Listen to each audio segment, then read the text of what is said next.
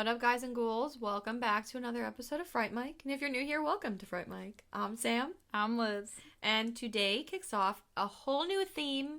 It's a whole new month. This month, we're talking about found footage, part 1. Part 1, because there's too many good ones. Too many to talk about in one fucking month.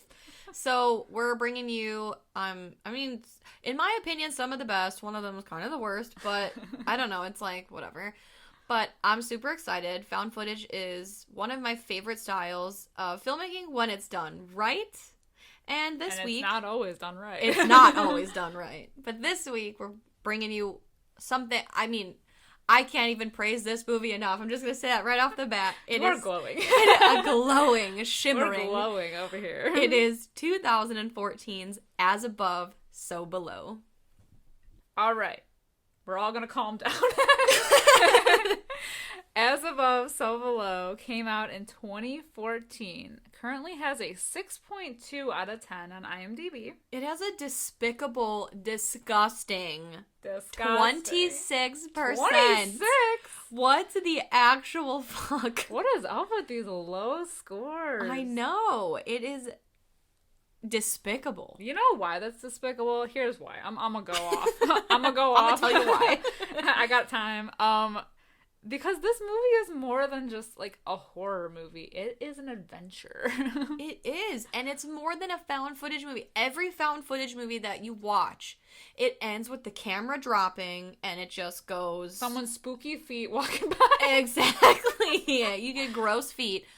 This movie, for being a found footage movie, has a fucking ending where people make it out alive. It has a story. It has a beginning, a middle, an end, and a purpose. It does have a purpose. It's so good. And that's why I don't understand why the low rating, because we're going to be defending this movie to the death. But that's right. It has a beginning.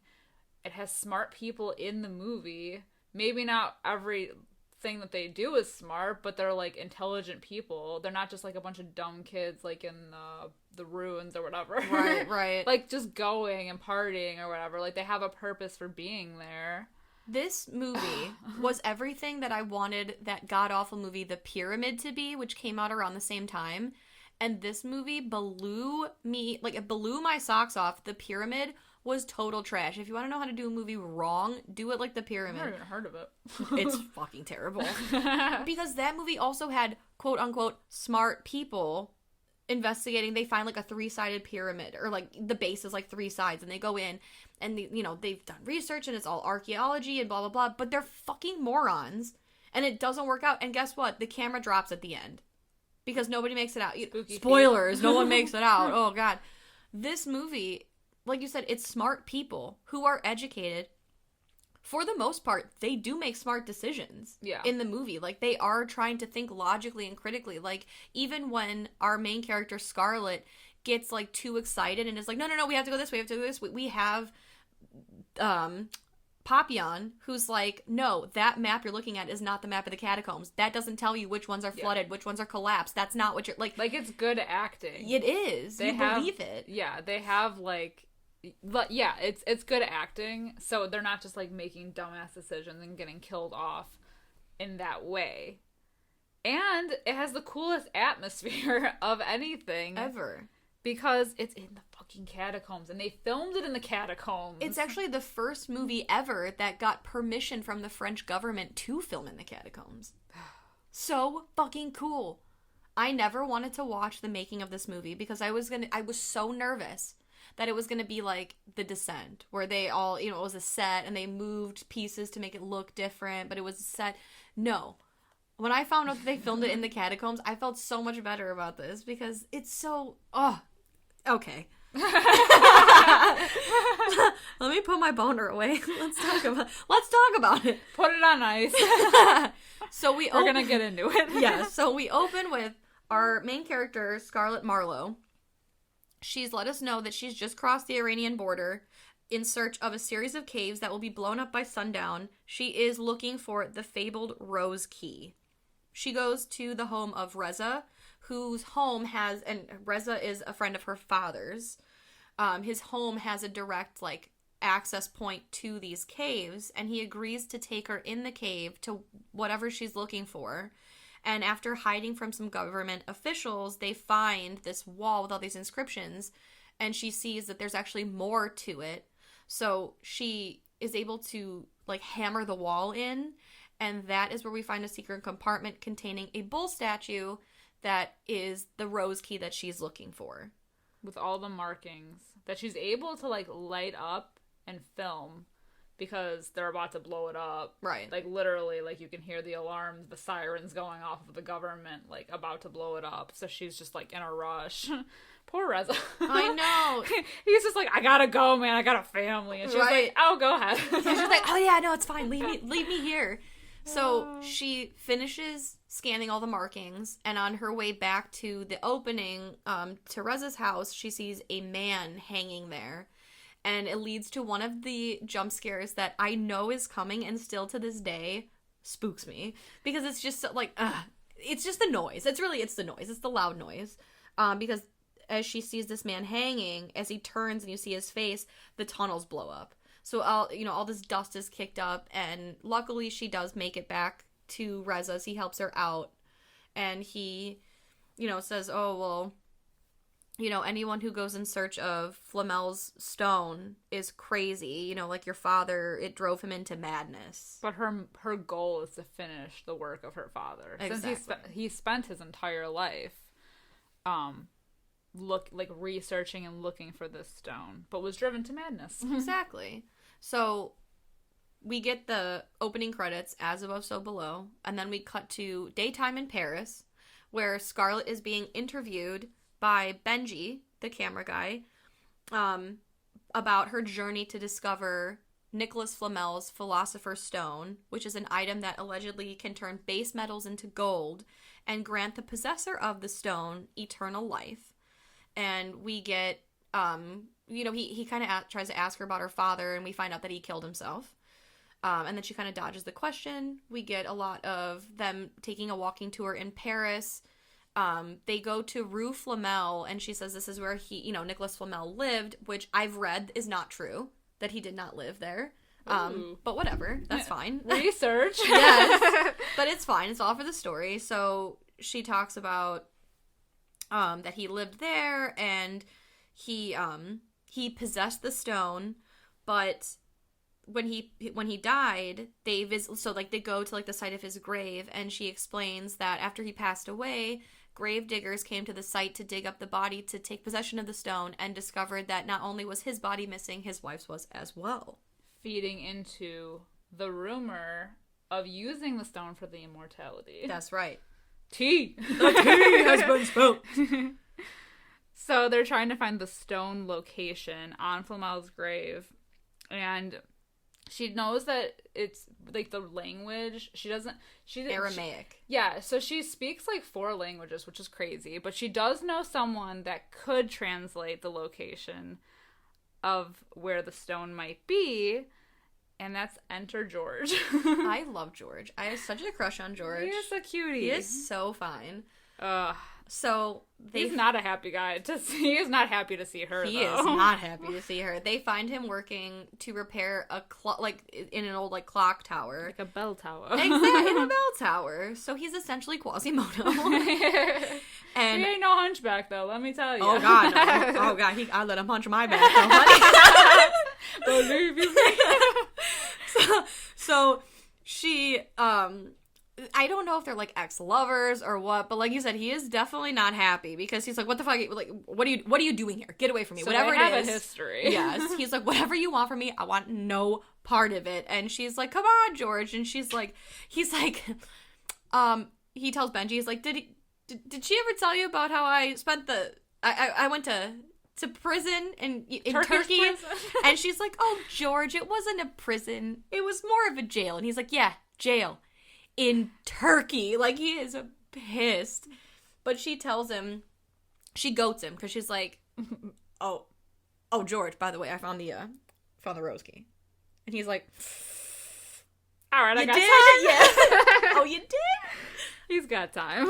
He's interested. He agrees to translate, but only translates. And that is it. He's like, then I'm out. I'm taking my beautiful green eyes and I am out. My nerdish charm. Yes. So, thanks to George's good looks, he is able to flirt with a lady later that night that grants them access to the museum that houses the tombstone of Nicholas Flamel. So, Scarlett's like, well, he's carrying the key on his back, so maybe the key is on his back, because they're trying to decipher it just from, like, you know, the front of it. So she takes the tombstone off the wall, and George is like, what the fuck? Put it down. This girl just has, like, no fear. Not at all. No fucks given. So she puts it down, and it's a plain back. And she, you know, one of the things that George had deciphered was, like, lime. And she was like, wait, lime. So she mixes a bunch of, like, cleaning products to basically create a chemical reaction on the back of the tombstone that is an inscription. And George is like, that's cool.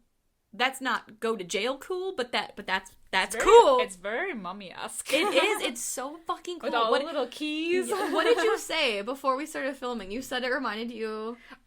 Because it's like an Indiana Jones, like, Tomb Raider type situation. She's like Laura Croft. She is. But yeah, no, it is, because it's like the mummy mixed in with, and there's no mummies, but I'm just saying, because of all the, like, inscriptions and the keys, like the hidden passageways, it's like that adventure and, like, of Indiana Jones, like, with Tomb Raider. And, like, Tomb Raider, it's all of these. It's so dope. It's more than a horror movie. It's so much more. I'm gonna beat it to death.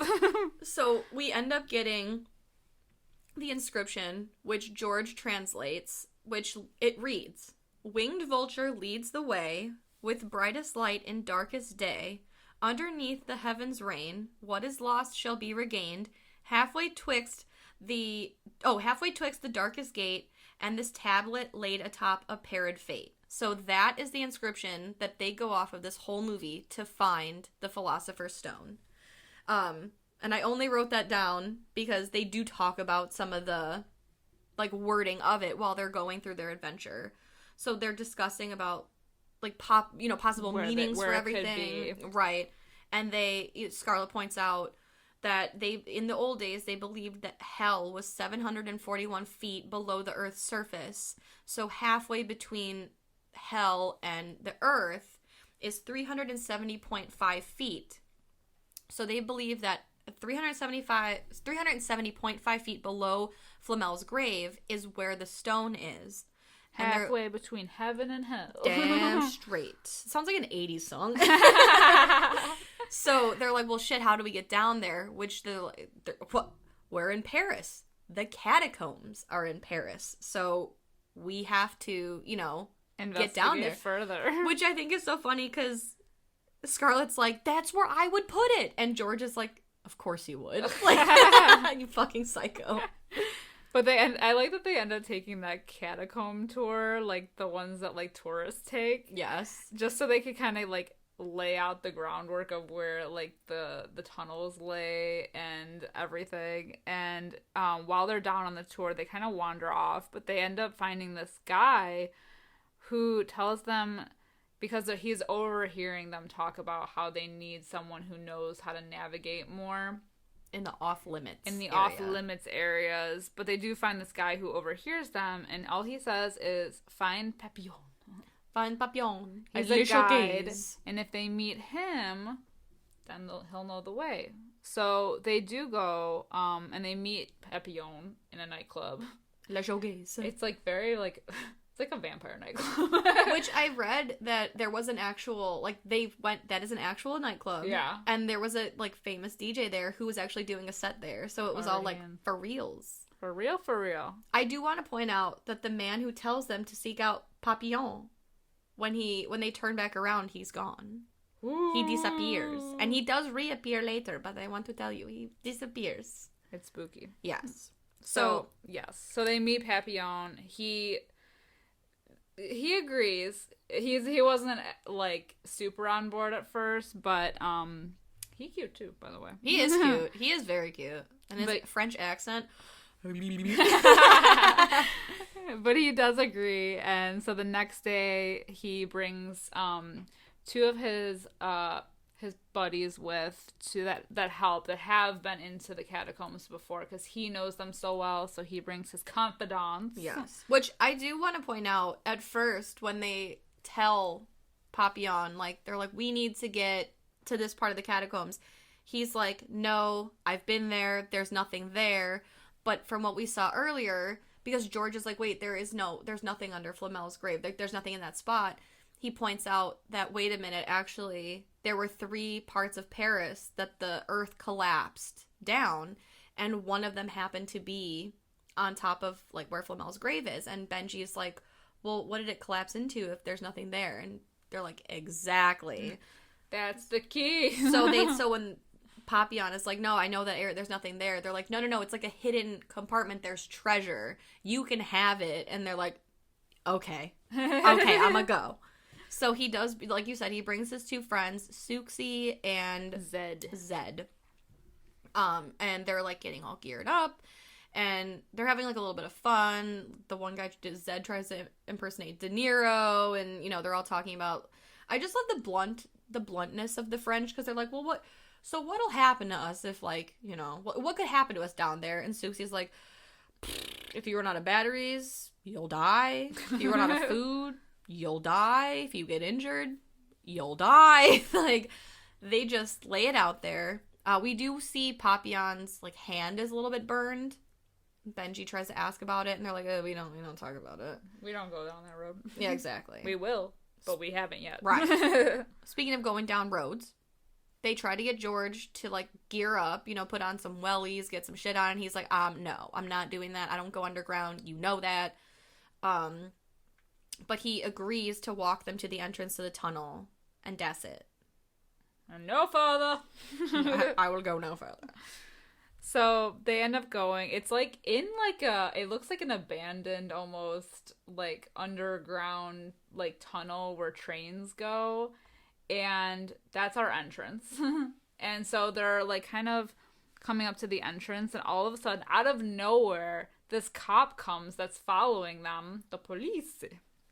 And they try to, like, almost, like, raid them, but they're, like, throwing smoke bombs at the cop to get him away. So they all end up going in, including George. Yes. Our boy George. He doesn't have a choice at this point. He does not.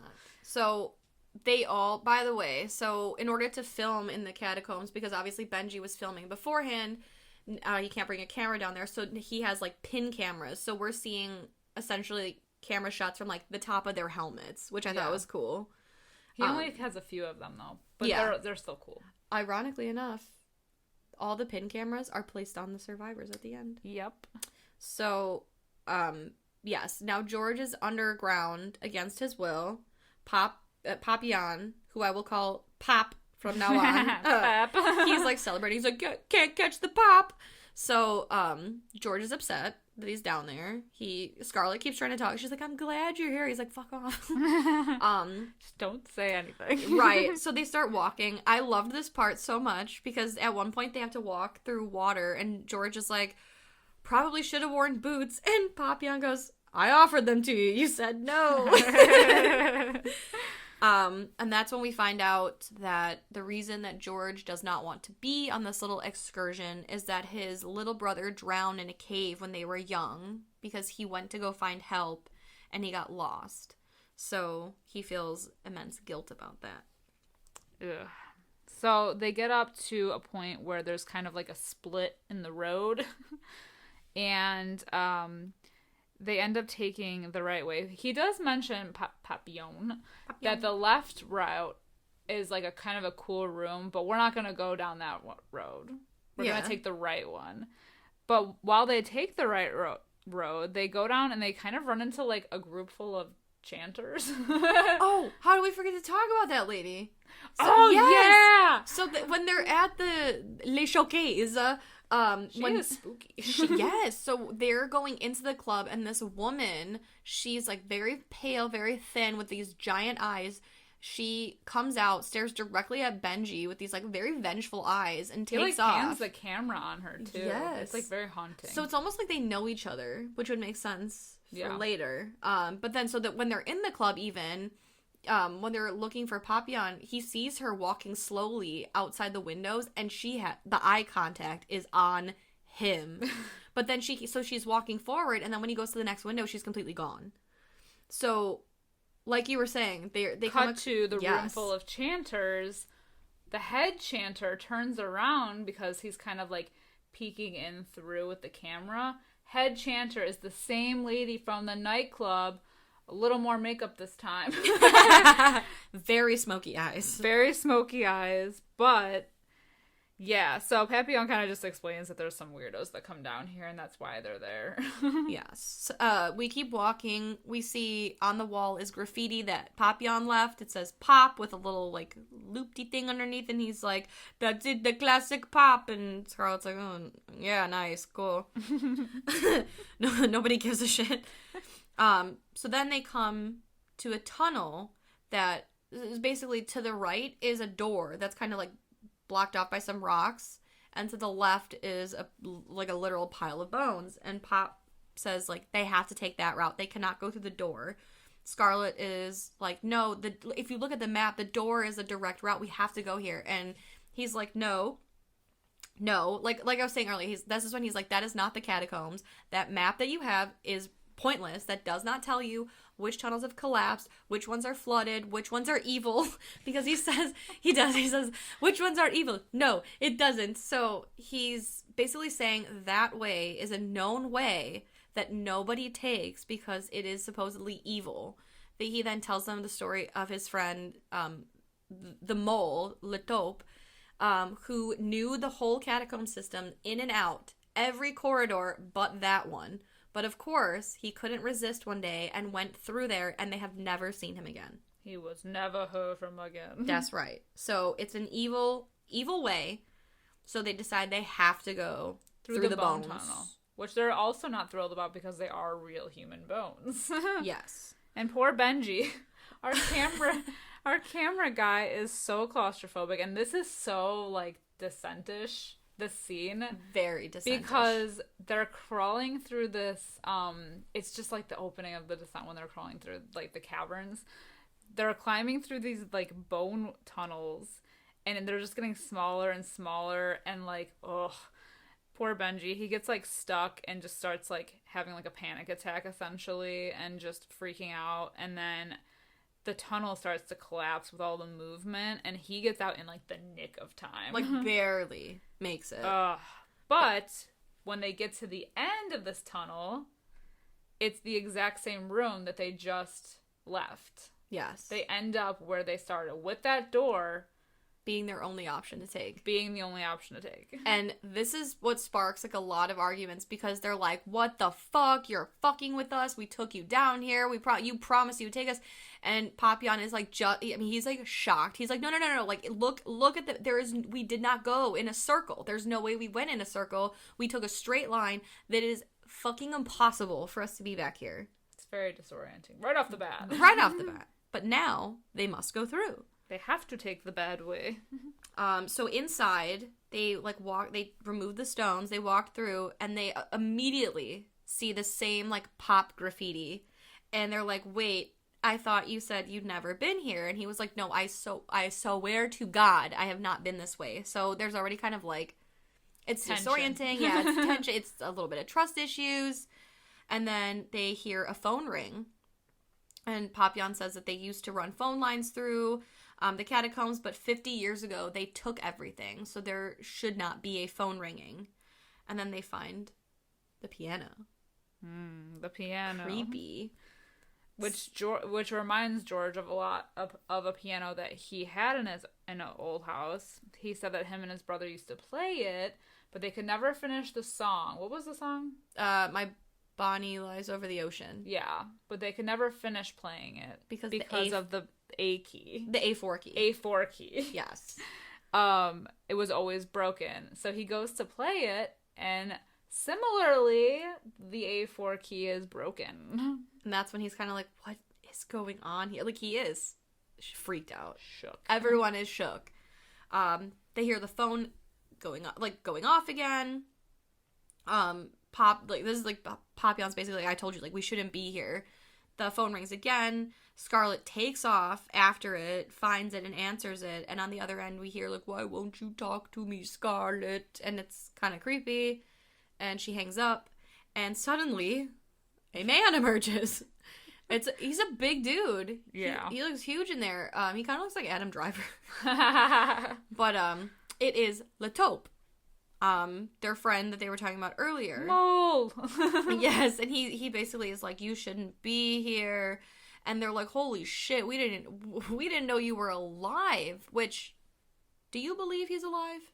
No, because it's been, like, what, 15 years, they said? Yeah. And just, like, the rate of speed that he moves at, and, like, Yeah, how he I can like see with it. Yeah. Because he says, when he's moving ahead of them, they even say something Yes. like, how did he get so far ahead of us? And, He's like, how does he see without light? I don't like that. Yeah. He's a mole! He's a mole! So, it's just kind of, like, sad because he's like, you never even came to look for me. And they're like, we didn't know, like, where to look for you. But they decide, so he's like, oh, come follow me. And they literally are like, should we? Like, he's a cave dweller. Right. A catacomb dweller now. So they go and they, like, follow him. But he, like we were saying, he's moving extremely fast. They're all like, how did he get up there so fast? How is he seeing in the dark? He doesn't have, like, a light or anything. So it's just very supernatural-like. And he leads them to this well and basically tells them, like, they have to rappel down and says, the only way out is down. Damn straight. The tagline of the movie. So they begin their descent down the well, and all is well until Benji's rope malfunctions and he gets a serious case of rope burn on his hands. Woof. It's hard. Oh, it's harsh. So they gotta bandage his poor little mitts up. And they'd be on their way. Yep. And this is where they come across that water tunnel. Yeah, the water tunnel that has, like, the weird distorted noises. It's like the sound cuts out. Yeah. And they can't hear. They're, like, clapping their like, yeah, like, it's just, like, this huge distorted mess of a place with a loud bang at the end. Yes. And then when the bang happens, it's, like, all disorienting, and they end up seeing a boy in a striped shirt who's visible for only a second and then is gone.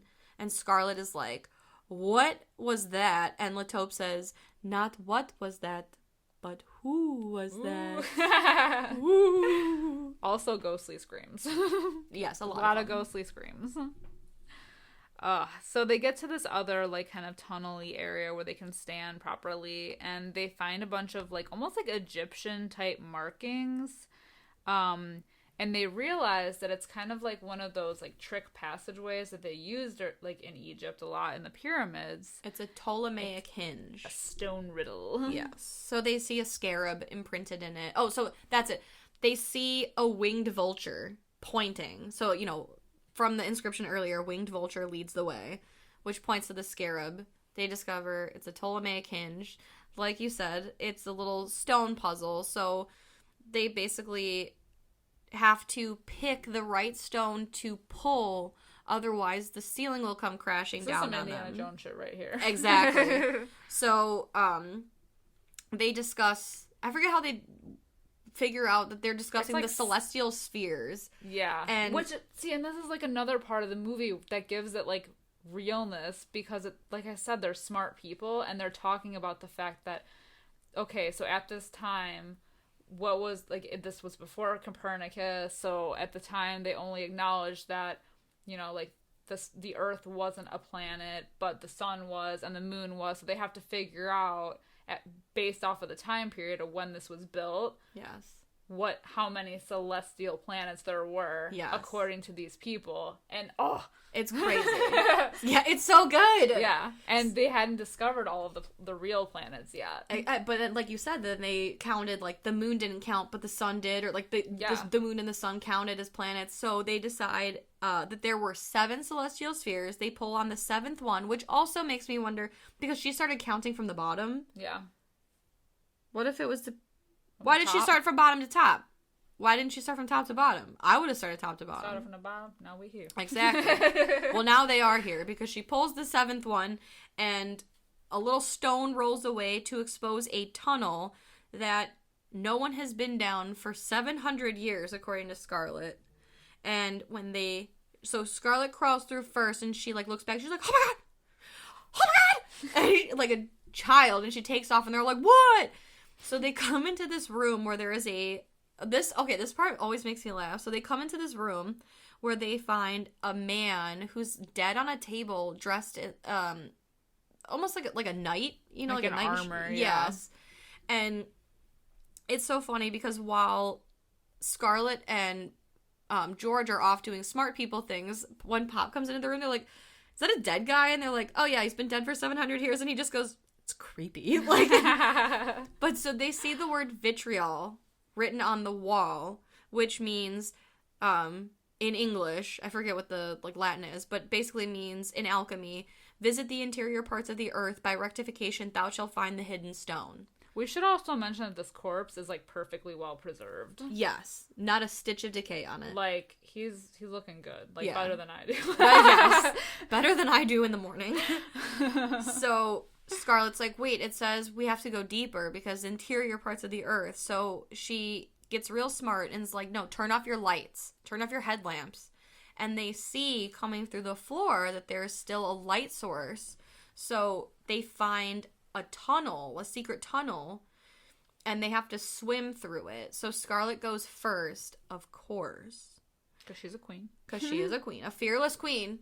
And on the other side, she finds this big mural of, like, it's an Egyptian story. And she finds the stone there. So by the time George gets to the other side, she explains that it's the story of the sun god and the moon goddess, or earth goddess, or sun. Yeah, so the son got so jealous that he kept his parents apart, and every morning she would give birth to him, and every night she would swallow him back up, something. So she ends up finding the stone, which she chisels out of the wall. And the rest of the gang, so I should mention, there's treasure in the room as well, next to this mural. It's like bright, shiny, gold, treasure behind a gate, all lit up by these fires. And she mentions, like, who, you know, it's amazing, like, that you would hide something. It makes sense that you would hide something so valuable next to treasures that you could never miss. And at the last second realizes, while they were trying to yank the gate open, too easy. Shit, it's a trap. So they get the gate open and the ceiling collapses. Sucks. Ooh.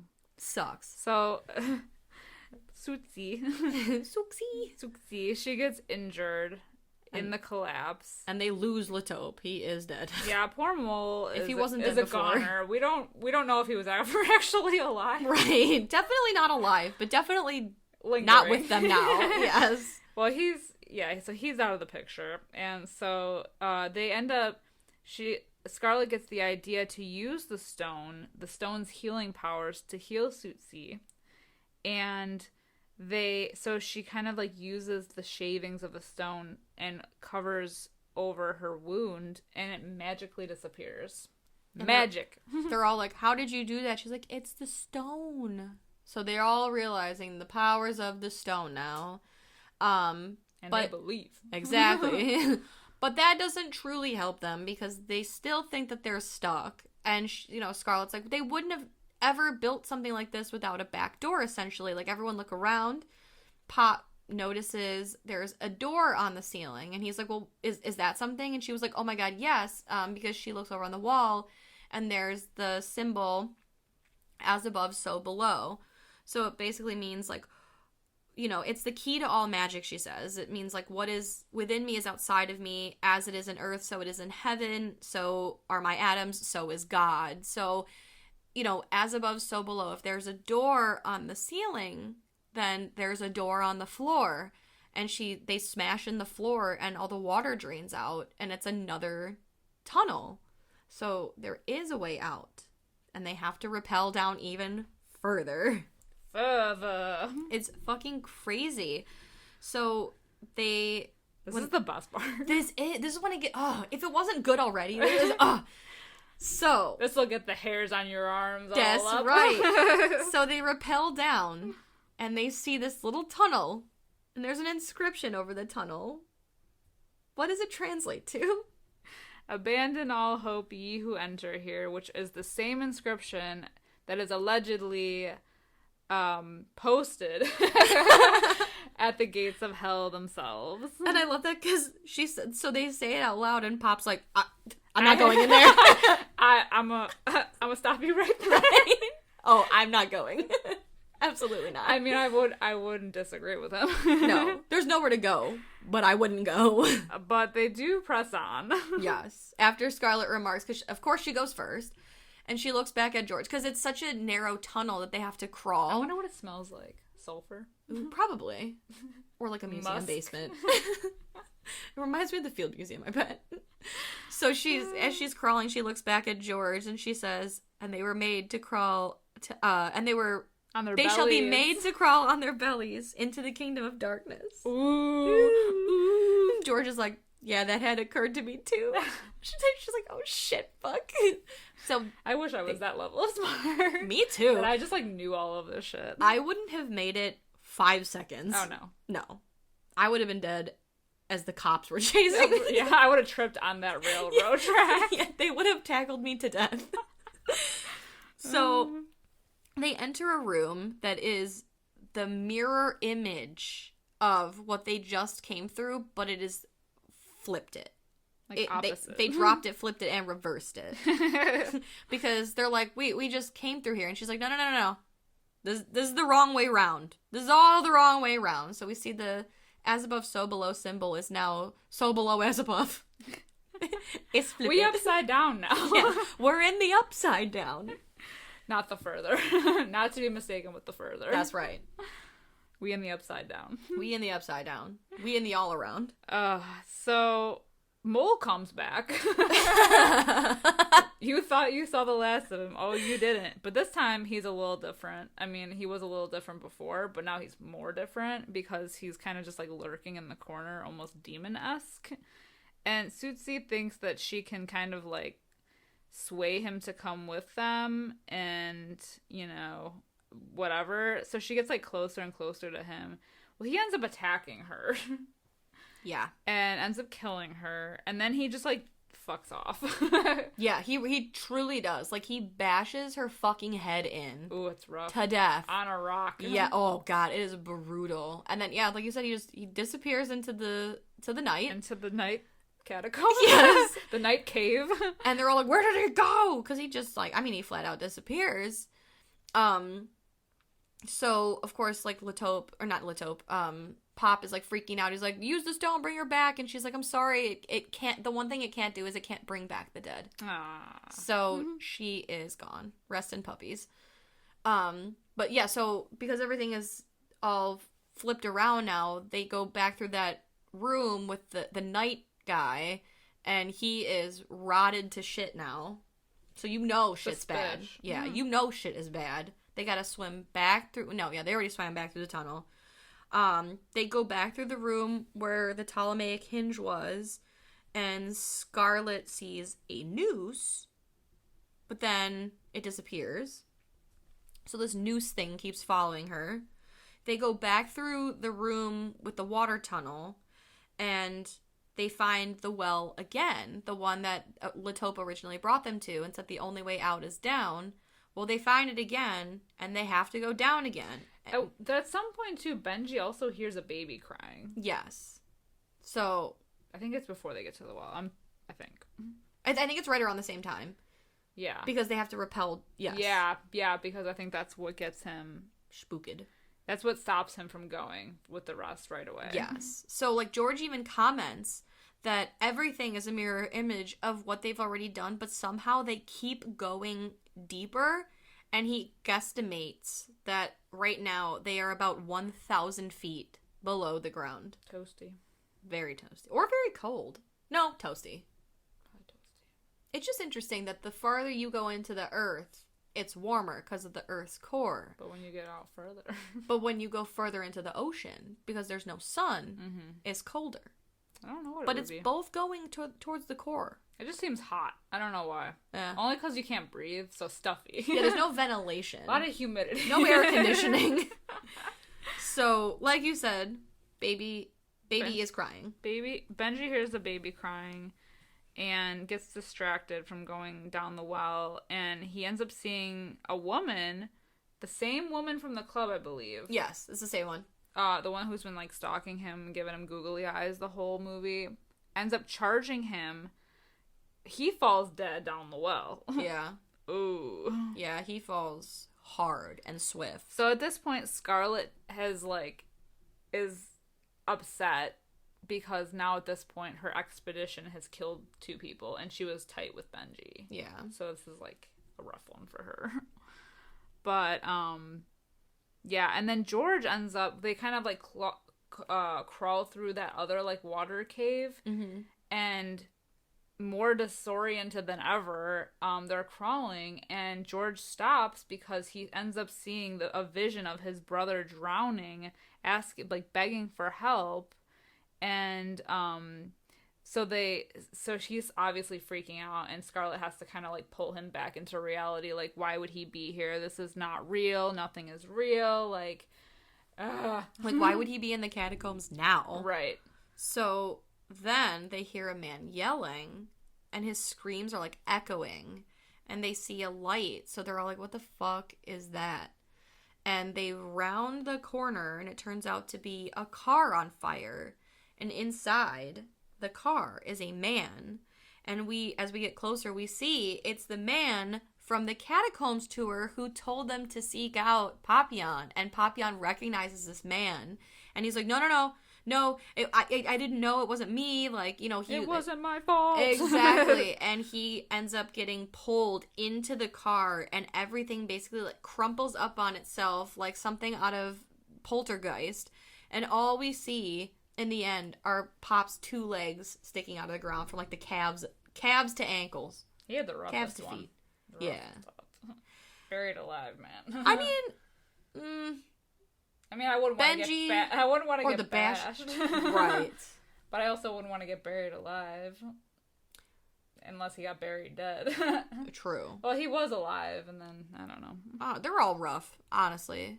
So, R.I.P. Papillon, you were some fine man candy while you lasted. Oh, that one hurt. That one hit home. That one did hit home. Hit me in the lady boner. All right, rest in peace, Pap. So they continue on. They forge on without the hot guy. Forge on. Well, they still got one hot guy. They got George. Yeah. They come to a room with a robed figure of a man, or they think it's a man. Creature. Demon. You don't know. And smartly, they end up hiding because they're like, oh, this ain't good. Mm-hmm. And so they hide from him, but the robe guy, he's got this like creepy chair that's just it's like in the middle of a room facing nothing. It looks like the cover of the movie The Visit. Yeah. He's just kind of sitting there, so they kind of creep past him a little bit, and he's like slowly getting up as they're slowly kind of creeping on by, and they're like up against this wall. Well, all of a sudden, and it has like kind of like carvings of like faces in it. Well, they come alive, and one of them bites George in the neck. This part reminded me of Tomb Raider. I feel like there was something like this in Tomb Raider. Yeah. So, it's pretty bad for Georgie. He is not looking good, and the stone, they're trying to use the stone to heal him, but it ain't working. And so, at that point, Scarlett realizes it's not the right stone, and so she realizes that she has to go back all the way through to put it back. Because she has to rectify. As the inscription said earlier. Exactly. By rectification, thou shalt find the hidden stone. So she's like, fuck, I gotta go back by myself. And she leaves Zed. Yeah, she with a bleeding out George. Because she's like, stay with him or he'll die. And Zed's like, fuck. What? The fuck? Yeah, Scarlett is ballsy as fuck. Yeah, because she goes back through the whole damn thing. She goes, First of all, she climbs up the well by rope. By herself. That is pure upper body strength. A bitch could never. I was gonna say I would never. No. It is cool though that the tunnel that they were originally crawling through that was water, where George sees his brother, is now a tunnel of blood and hands. And hands. There's so many hands reaching up. Yeah, the bloody tunnel is so cool. She manages to escape. She done escaped. She sees the hanging man from earlier with a bag on his head, and she takes it off, and it's Scarlet under there, and she screams right at her. So it's like a jump scare. She sees herself. That's right. So, but that's a sign, maybe, because then she goes back to the room and she puts the stone back in, like, the sun thing where she found it on the old, like, the good side. And as she places it back, there's, like, this gold mirror in the middle, and she kind of, like, wipes the dust off, and she looks at it, like, she stares at herself, and, like, she's saying, like, okay, I rectified, like, where is the stone? But the way that she stares at herself, it implies now that, like, because she rectified, now she has the power of the stone. As I believe the world to be, so it is. That is correct. That is the truth. Goddamn preach. So, she runs back to go, like, to Zed and George, and the, like, bloody hands in the tunnel, they, like, grab at her. And that's when she says, like, as above, so below. As I believe the world to be, so it is. And the hands go away. And everything is cool. And she just is able to move on. And she runs into the hanging man again, who is her dad. And she gives him a hug. And she's like, I'm sorry, I didn't answer the phone that night. I didn't know you were in that much pain. And he goes away. Shit's really clearing up. It's like acne coming into your adult years. Thank you, Proactive. That's right. She's rectifying all over this place. Arcing ropes of rectify everywhere. She's making amends. That's right. Love that journey for her. So she makes it back. She finds Zed. She finds Georgie Boy. She uses her hands and her lips. Gives him true love's kiss. You gotta be extra thorough. That's right. Healing. You can never be too sure. You gotta get that sexual healing. That's right. Play some Marvin Gaye. But he comes alive. It worked. Yes. We've got George back. That's what I always wanted. So they end up getting George is like back and better than ever because he just like jumps right back up like a goddamn baby ninja. And they end up getting chased by the stone figures, and then they end up finding another well, and they're like, oh man, like we can't go further into this, and Scarlet explains that they have to just jump because it's a leap of faith. That's right. And that they were all put here for a reason. If they are in fact in hell, they're all being tormented for their guilt of something that occurred in their life at some point. Her not getting to her father in time, and not answering his call before he committed suicide. So that's her guilt. Zed has a child that he doesn't acknowledge as his, even though he knows it to be his son. Scumbag. Yes. And then George, of course, is still feeling the guilt of his brother passing away and not getting to him in time. So by taking the leap of faith and jumping, they're hoping. They're rectifying. They're rectifying and they're hoping that they can be saved. Yeah, it takes, man. Whew. I know. So it gets my blood boiling. I know. My asshole would be clenched. I don't know if I would jump. I mean, I guess what's the worst that could happen? I jump and I die, or I stay and I die, right? Yeah, you're in hell. So. That's right. Well, they do end up jumping. They do. They all jump. And they land with minor injuries. Yeah. Yeah. I'll say. You hear a lot of screaming. But yeah, they land. Everything's cool. They freak out because now they're like really stuck. There's literally nowhere to go but up, which is funny because they are like fucking around and they see like a little manhole looking thing and they're trying to push up on it. I guess push down on it, right? Yeah. Oh no, they're trying to pull at it. They're trying to pull it because they think it's just one of those slidey doors. Mm-hmm. But then they end up like Scarlet accidentally like pushes on it and it budges. And George is like, whoa, what the fuck? What did you just do? She's like, well, I pushed it. So they end up pushing it, and they realize it's a manhole. And they slide it on over, and they stick their hand out. And this is so trippy. It's so fucking cool. So you see a tree, and like it's blowing, so it's breezy, and she's sticking her hand out. She crawls out, and she's on the streets of Paris. So they're essentially, when they're in that hole, they're below the street, but like the camera tilts. Yes. It's so It tilts in a way trippy. where when they're inside, oh my god, it's gonna be so hard to explain. It's as above, so below. It's the they're symbol. Inside, so it looks like they're going down, but then when you see the outside view of it, they're crawling out. Yes. Ugh. It's so dope. So they all crawl out. They kind of are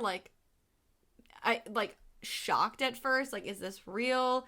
They're kind of stumbling. Scarlett has no fucking shoes on, for God's sake. They all look like hell. Because that's where they just came from.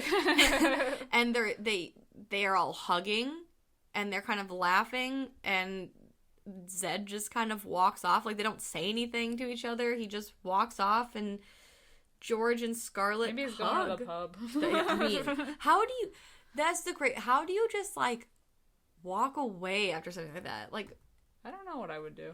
I guess I would sit there for a while. I would have to ponder. So... Take a shower, for sure. Oh, for sure. So that's it. It kind of fades to black, and we cut to a shot of Scarlett earlier from Benji's interview, and he's like, so ultimately, what are you seeking from this? And she basically says she wants to know the truth, because she's a student of history, of archaeology, of, alchemy, and she just wants the truth. And we cut to the credits. That's such a sweet thing. Yes. The credits are cool, too. You get that. Yeah. I downloaded the song, actually. It's called Hypsaline. It's so dope. It's so cool. It's oh my god. Now, do you think, now that so they've essentially come through the other side, do you think now that she's out of the catacombs, now that she's come through hell out the other side, do you think she has the Philosopher's Stone powers? I don't know. You think she's immortal? Or maybe it's like a Wi-Fi situation. A Wi-Fi situation. If you're too far from them, it doesn't work. She in a hotspot. Cannot connect to your network. Has no connectivity. Yes. I don't know. Like, and it makes you wonder because, they came in on the wrong side, technically. Because they made it right. Oh, no. Wouldn't that be? Because they came in on the right side and they made it through the wrong side. Well... Does that affect anything? So it's hard to tell because technically... They came in through the good side because the corpse was still whole. And then at the end is when they saw all the messed up shit. But... And entered the gates. But... They must have come in on the... Okay, this is my train of thought. They came in on the bad side because they hadn't rectified anything yet.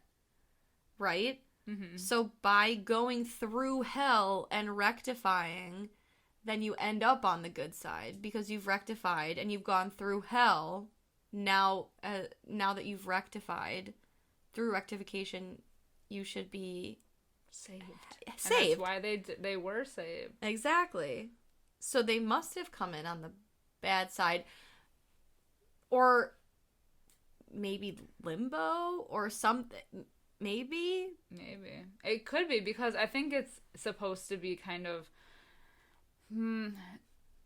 like implied that Mole was in a limbo because he wasn't dead per se, but he wasn't, alive. Yeah. And he was just wandering around spookily. Yeah, spookily. He's always there. Can never move on. So maybe it was some kind of almost like a waiting room. Yeah. To get in. True. Like to get into hell. It's very... A purgatory. It is very religious. Yeah. In a way. And that's the thing I love about this movie is that they talk so much about there's the religion because alchemy, with as above so below started with as it is on earth so it is in heaven, from the Lord's Prayer. but then they talk about science. They talk about history, you know, with the Ptolemaic hinge and, you know, the Egyptians and the celestial spheres and blah, blah, blah. Like, there's so much of it. And then the religion aspect, too. Like, I like that it is all of those things, but it is not overly any one of those things. Right. You know? And it's not overly a horror movie either. No. You can say. It's got that adventure aspect to it. It's got a little bit of suspense. It's got the creepy factor. And, like, yeah, like, the theme is horrifying.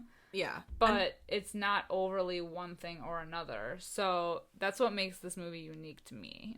Definitely. And that's why I'm giving it a 5 out of 5. Woo! For my rating... Just kidding, I know what I'm giving it. It's a 5 out of 5. How can you not? How can you not? It's a perfect movie. To me, it's a perfect movie. Yeah. It has a little bit of everything. Yeah. It's a good movie. I feel like if you want to watch a horror movie with someone who doesn't like horror movies, yeah, it's like a good intro, I feel like. Especially for being a found footage movie, which I know a lot of people don't like. A lot of people crap on found footage movies, but this is a really, really well-made one. Definitely. That's why I just don't understand the Rotten Tomatoes score of 26%. How? How is that justified? That This is such a good movie. And it's like we were saying, it's a horror movie that's a found footage movie that has a reason to be a found footage movie. There's a reason they're filming it. And it has a beginning, a middle, an end, and they have survivors. And purpose. It is the only found footage movie, at least to my knowledge, that has survivors. Yeah. That go through this ordeal, that come out the other side, that the camera doesn't just drop. That's true. You know, it's the only one that I can think of. It's so good. It does not deserve the 26%. It deserves a much higher score. Agreed. Mm-hmm. Now that we've spoken our piece and we're very angry, we're hot and bothered, we're going to take off from here. We hope you guys will join us all month long with more found footage glory. Crawl through the tunnels of the found footage catacombs with us on this long journey through hell. Yes. Just kidding. We've got just 2020. Yes. Yeah, let us know what you think about this movie. Let us know if you like it. Do you like found footage style movies? I want to know what people think about this movie because, like I said, I cannot believe the score. So let us know if you like it or not. Let us know what you don't like about it if you don't like it. Yeah. I'm curious. Yeah. I would really like to know. I would like to know too. Mm-hmm. She'll probably fight you. I will fight you. Please at me on Instagram, Facebook, and Twitter at Fright Mike Podcast. Don't at me. Fright Mike Podcast.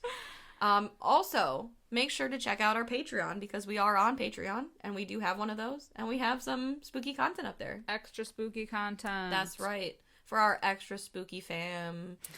And then don't forget to please leave us a comment and review and some nice 5 stars wherever you can because it does help us grow our podcast and we do appreciate hearing the feedback. Until next time, I'm Liz. I'm Sam. Rest in peace.